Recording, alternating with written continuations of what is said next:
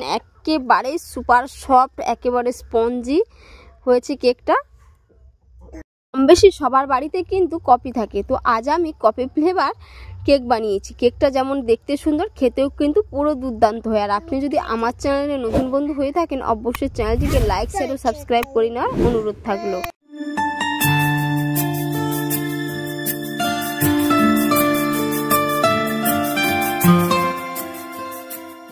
আপনারা তো অনেক রকমের কেক খেয়েছেন, আজ আমি আপনাদের কোনো রকম চকলেটের পাউডার কিংবা কোকো পাউডার ছাড়াই এই রকম কফি দিয়ে কফি ফ্লেভারের কেক শেয়ার করব। এর জন্য পুরো রেসিপি দেখতে থাকুন, আশা করি আপনাদের খুবই ভালো লাগবে। তো এখানে আমি 10 টাকাওয়ালা কফি পাউডার নিয়েছি, তো 2 প্যাকেট নিয়েছি।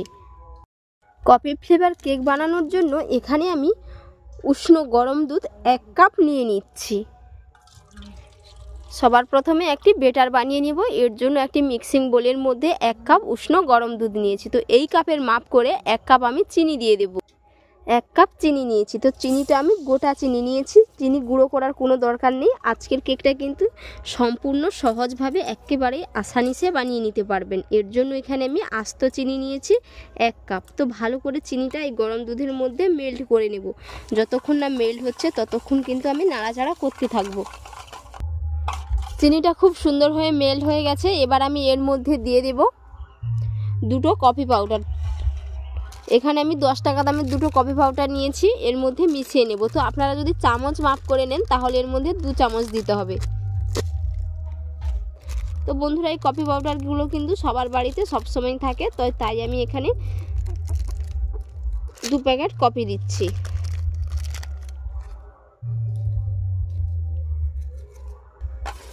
খুব ভালো করে মিশিয়ে নেব। এবার দিয়ে দিচ্ছি 1/4 কাপ সাদা তেল। তো এই সমস্ত উপকরণগুলো ভালো করে একটি হ্যান্ড উইচ দিয়ে ফেটিয়ে নেব। সমস্ত উপকরণগুলো ভালো করে একসাথে মিশিয়ে নিয়েছি। তো এবার আমি এর মধ্যে দিয়ে দেব 1 চামচ এসেন্স, ভ্যানিলা এসেন্স দিয়ে দেব। আপনারা চাইলে এখানে এলাচের গুঁড়োও অ্যাড করতে পারেন। আবার একটু খুব ভালো করে ফেটিয়ে নিয়েছি। এবার আমি যেই কাপের মাপ করে চিনি, দুধ, তেল দিয়েছি, তো সেই কাপের মাপ করে এখানে আমি 2 কাপ ময়দা দিয়ে দেব। আরও 1 কাপ দিয়ে দেব। এবার আমি খুব ভালো করে মিশিয়ে নেব।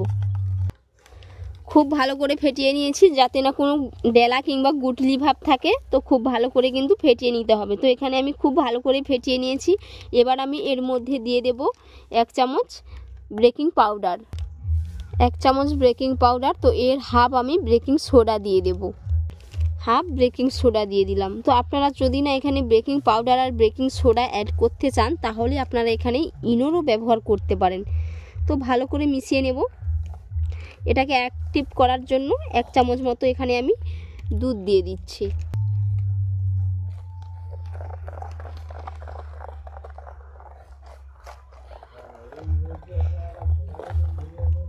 আবারও খুব ভালো করে ফেটিয়ে নেব। তো ফেটানোর পরে এটাকে আমি 5 মিনিটের জন্য রেস্টে রেখে দেব। ততক্ষণে আমি একটি কেক বানানোর জন্য মোল্ড রেডি করে নেব।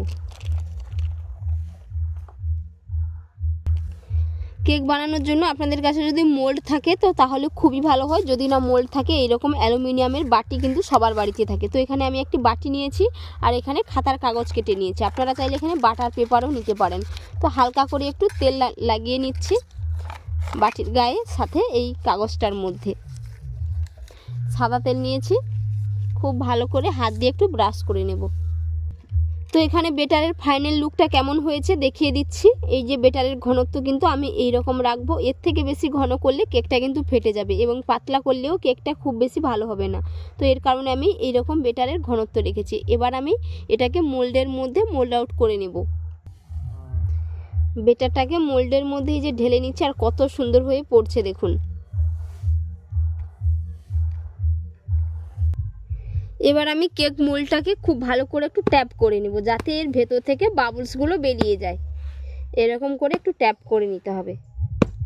এই যে দেখতেই পাচ্ছেন ছিদ্র ছিদ্র হয়ে গেছে, এই তো এখান থেকে এর বাবলসগুলো বেরিয়ে যাচ্ছে। কেকটা ব্রেক করে নেব। ব্রেক করার জন্য কড়াইয়ের মধ্যে কাগজ দিয়ে একটি স্ট্যান্ড বসিয়ে দিয়েছি। তো এবার আমি কেকের মোল্ড বসিয়ে দিলাম। এবার আমি ঢাকনা দিয়ে পুরো 40 মিনিটের জন্য ব্রেক করে নেব। 45 মিনিট হয়ে গেছে, আমি বলেছিলাম 40 মিনিটের জন্য ব্রেক করব। তো কিছুটা কেকটা বাকি ছিল, তো এর কারণে আরও 5 মিনিট ব্রেক করে নিয়েছি। তো এবার আমি ঢাকনা খুলে দেখে নেব।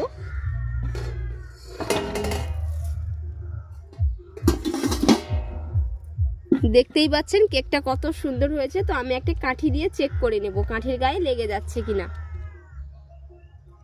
এই যে কাঠির গায়ে একটুও লেগে যাচ্ছে না, তো এর মানে বুঝে নিতে হবে কেকটা খুব সুন্দরভাবে ব্রেক হয়েছে। তো এটাকে আমি ঠান্ডা করে নিয়ে মোল্ড আউট করে নেব। আর কেকটা দেখুন বন্ধুরা কত সুন্দর হয়েছে। কেকটা আমি এই যে মোল্ড থেকে মোল্ড আউট করে নিয়েছি, আর কত সুন্দর হয়েছে কেকটা দেখে নিশ্চয়ই বুঝতে পেরেছেন। একেবারে সুপার সফট, একেবারে স্পঞ্জি হয়েছে কেকটা। তো বন্ধুরা দেখে নিশ্চয়ই বুঝতে পেরেছেন যে কত সুন্দর হয়েছে। আজকের রেসিপি আপনাদের কেমন লাগলো অবশ্যই আপনারা কমেন্ট করে জানাবেন, এবং বাড়িতে অবশ্যই এরকমভাবে একবার বানিয়ে নেবেন, খেতে পুরো দুর্দান্ত হয়। আর এতক্ষণ পুরো রেসিপি দেখার জন্য আপনাদের অসংখ্য অসংখ্য ধন্যবাদ থাকলো। আপনাদের সাথে নেক্সট অন্য একটি রেসিপিতে দেখা হচ্ছে। ভালো থাকবেন, সুস্থ থাকবেন, ধন্যবাদ।